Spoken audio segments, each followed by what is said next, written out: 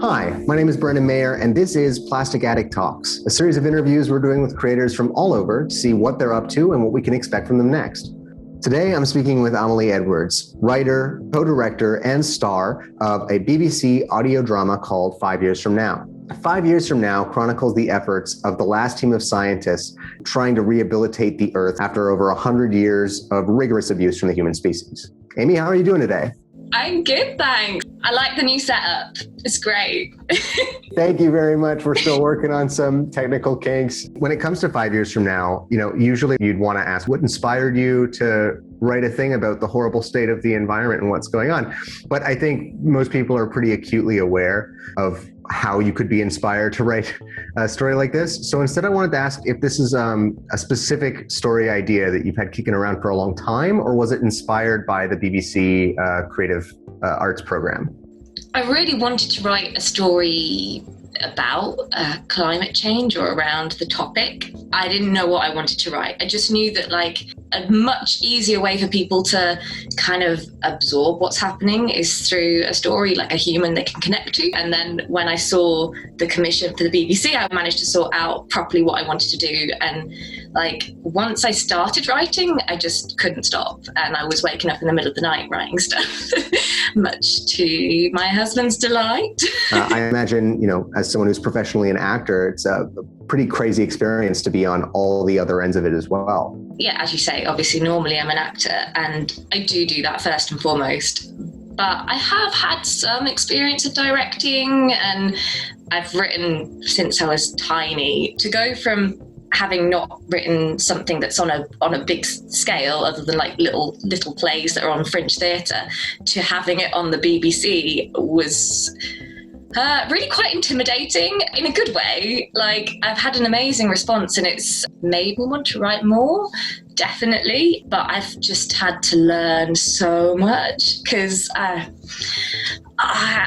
dyslexic. I am not the most organised person on the planet, but in order to be able to do all of those things all at once, you kind of have to have some pins somewhere. But I was really lucky because I ended up directing with one of my friends, actually, called Natalie Hines, and she directs for video games.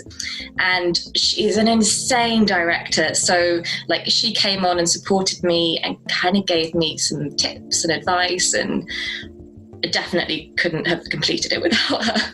It does feel like, as ambitious of a concept as it is, it seems like a very tightly knit group of people behind the scenes making it all come together. We had Amelie, Foss Shepherd. We also had Omar Khan and William Lester. And the art was by Guri Bosch, who, if you haven't discovered him yet, I would recommend checking out. So you started this, you got this recorded well before COVID happened and all that, but it's just coming out now. What was the process like picking up into distribution and figuring all that stuff out amidst stay-at-home orders and whatnot? I think when we were in lockdown and I knew that this was going to end up having to come out in this situation, I was super nervous because I thought, well, I'm not going to be able to go to festivals. I'm not going to be able to, to go to interviews. I was nervous that it wasn't going to get seen. But actually, I think it's been seen more than it ever would have been otherwise, because I think people are more open to hearing new stuff, meeting new people, and they just want content and they want to be entertained. I've not got much else to do other than watch stuff and listen to stuff. So in a way, don't get me wrong, this situation is not ideal by any stretch of the imagination, but I think it's worked out. Speaking of things you've had to learn and the changing landscape of producing stuff and distributing stuff during COVID. So you've converted part of your home into a sound studio. Is that correct? That is correct.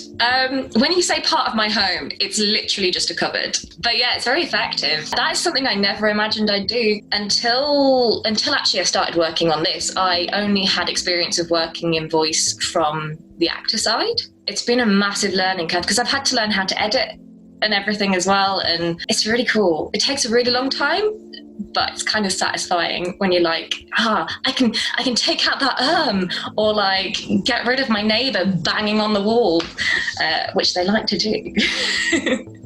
Yeah, no, it's definitely empowering, I imagine. And it kind of leads to my next maybe cheekier question. Now that you've got this set up, you've gained these skills, and you have some time.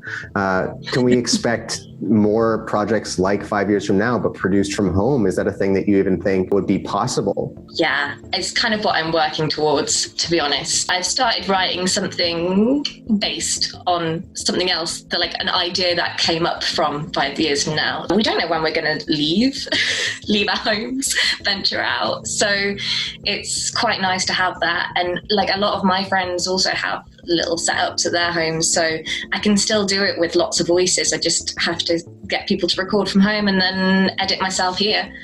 Certainly. Well, silver linings, right, to the obviously not great situation we're all in. Before I let you go, obviously, I want to mention that 5 years from now is streaming on a variety of platforms, and there will be links, obviously, in this video, but also available through your Instagram. But where else can people follow you to see what else you're up to? I know you're working on a lot of stuff right now. Later this year, I have a film coming out called Waving Man by Shai Hussein. I didn't write this. I'm just acting in it. I also did a film before lockdown called Clear Out, which you can find a link to on my Instagram. Yeah, there's a few links on there. Well, congratulations on 5 years from now. And thanks so much for joining me today, Amy. It was a real pleasure. Thanks for having me. And thank you for watching this episode of Plastic Addict Talks. Have a good one.